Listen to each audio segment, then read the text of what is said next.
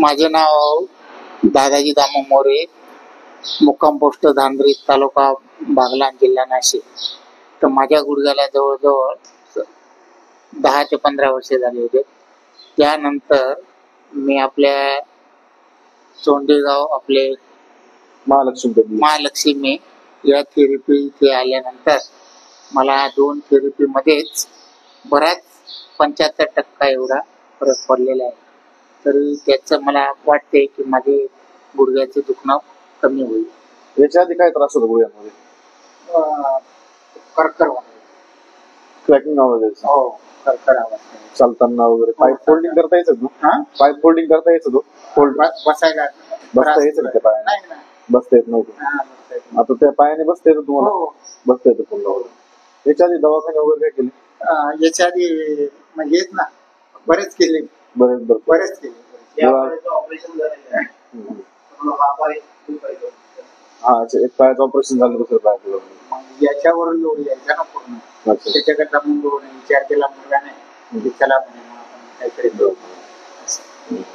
याच्या दवाखाने भरपूर गेला, फरक नाही पडला. लोकांसाठी काय संदेश देऊ शकतो तुमच्याकडे पेशंट असे त्रास असलेलं?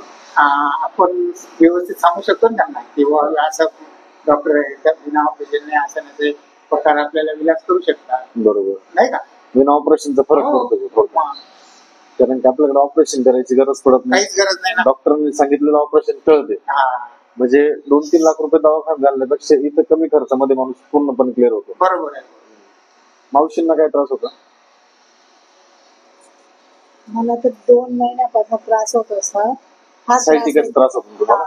फारच त्रास होतो. मी मालेगावला पण ऍडमिट झाली, नगर पर्यंत पण जाऊन आली. मला काही फरक नाही. ऑपरेशनच सांगायचे. अच्छा. माझ्या मुलाने, माझ्या मिस्टरांनी निर्णय घेतला ऑपरेशन तर करायचं. माझे पहिले भरपूर ऑपरेशन झालेले. बरोबर.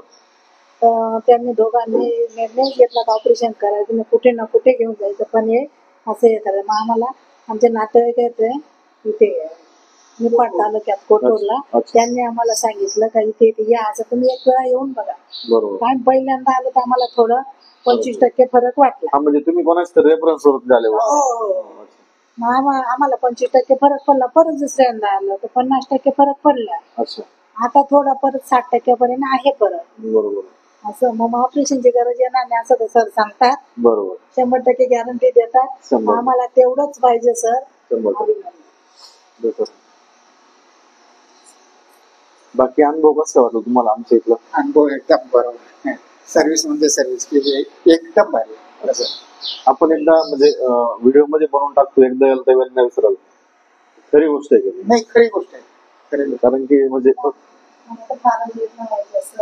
बसता यायचं नाही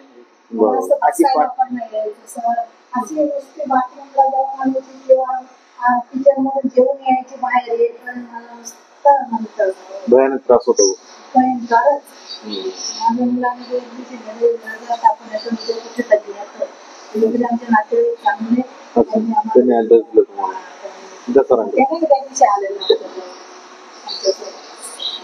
नमस्कार. माझे आई वडील आहेत दोन्ही जण. तर माझ्या आई करता मी प्रथमतः आलो होतो या ठिकाणी. तर मग माझे जे मावस बहीण आहे त्यांचे दीर आहेत, त्यांच्या रेफरन्सने या ठिकाणी आलो. तर मग माझ्या आईला इतका त्रास होता, प्रचंड वेदना होत्या सर, की आईला जवळजवळ म्हणजे 1 मिनिट सुद्धा असे फ्लॅट बॉडीने झोपू नव्हती शकत.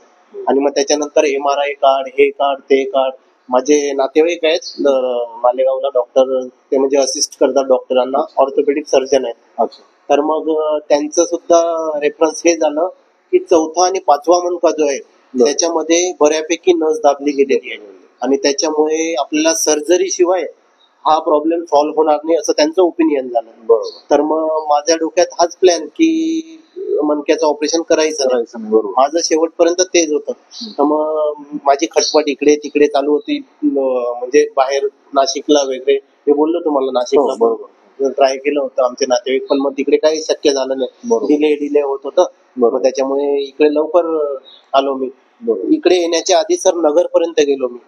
नगरला नामवंत डॉक्टर आहेत तिकडे, नामवंत डॉक्टर आहेत तिकडे.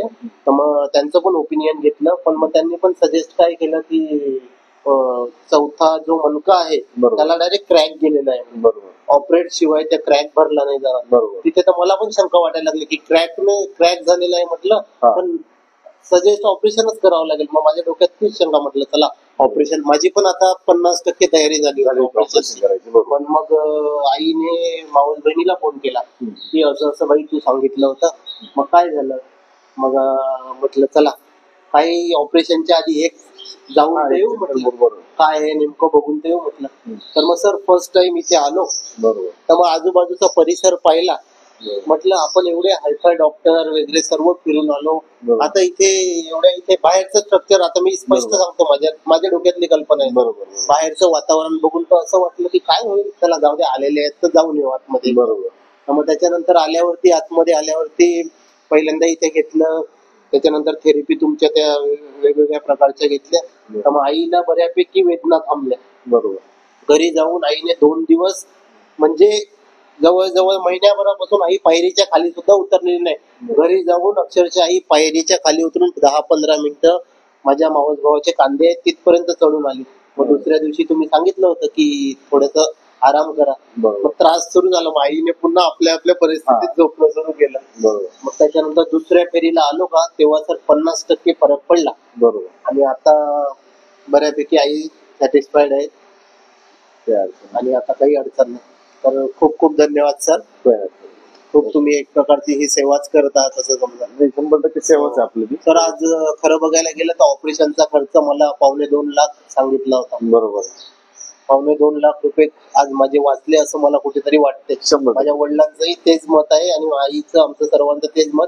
आणि ऑपरेशन करून पण गॅरंटी नसते, क्लिअरच होईल पेशंट म्हणून याची पण शाश्वती नसते. इतके पैसे पण वाचले आणि त्याच्यानंतर आईला ज्या वेदना होणार होत्या त्या पण कमी आल्या. सर इतक्या मोठ्या प्रमाणावर पेन किलर्स दिल्या माझ्या आईला, तरी सुद्धा डॉक्टरांचं ओपिनियन काय झालं की इतके आपण पेन किलर्स देतो, हे सर्व देत आहेत मेडिसिन, पेन किलरचे काय साईड इफेक्ट असतो. इतकं सर्व जे काही मेडिसिन्स आहे ते देतो, पण त्याच्याने फरक नाही पडत, म्हणजे काहीतरी प्रॉब्लेम मोठा आहे असं डॉक्टरांचं मत झालं. बरोबर. पण मग तसं इथे आल्यावरती आम्ही आनंदी आहोत, व्यवस्थित काही त्रास जाणवत नाही. धन्यवाद महालक्ष्मी. थँक्यू.